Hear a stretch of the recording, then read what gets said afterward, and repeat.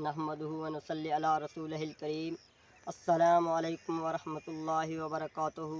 आज की मेरी वीडियो का मौजू हज़रत अनस बिन नज़र रज़ी अल्लाह तआला अन्हु की शहादत के बारे में है। तो हज़रत अनस रज़ी अल्लाह तआला अन्हु वो सहाबी हैं जो बदर की लड़ाई में शरीक न हो सके थे।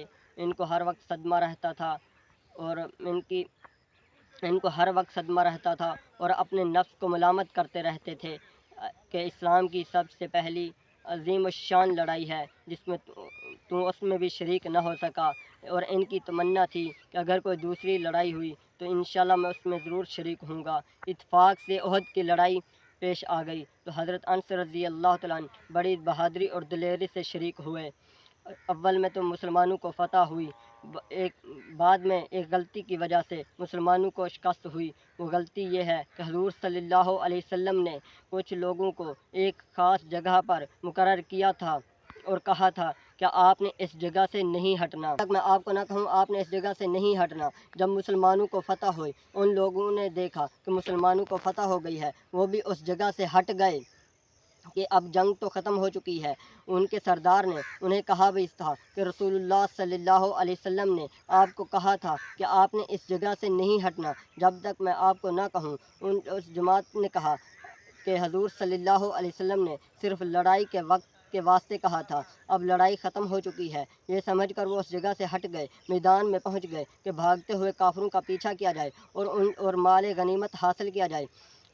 भागते हुए काफिरों ने जब उस जगह को खाली देखा तो उस जगह से आकर मुसलमानों पर हमला कर दिया, जिसकी वजह से मुसलमान दोनों तरफ से बीच में आ गए और इधर उधर परेशान भागने लगे। तो हज़रत अनस रज़ी अल्लाह तआला अन्हु के देख रहे थे कि सामने से एक दूसरा सहाबी आ रहे हैं।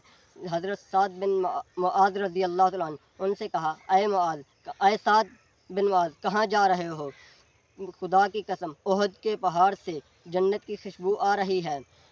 और तलवार हज़रत अनस रज़ी अल्लाह तआला अन्हु के हाथ में पहले से मौजूद थी और काफिरों के गिरोह में घुस गए, यहाँ तक कि शहीद हो गए, वापस नहीं आए।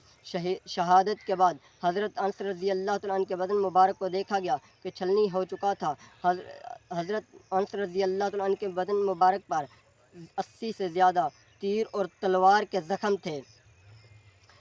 मतलब उनकी बहन ने उनको उंगलियों के पोरों से पहचाना था।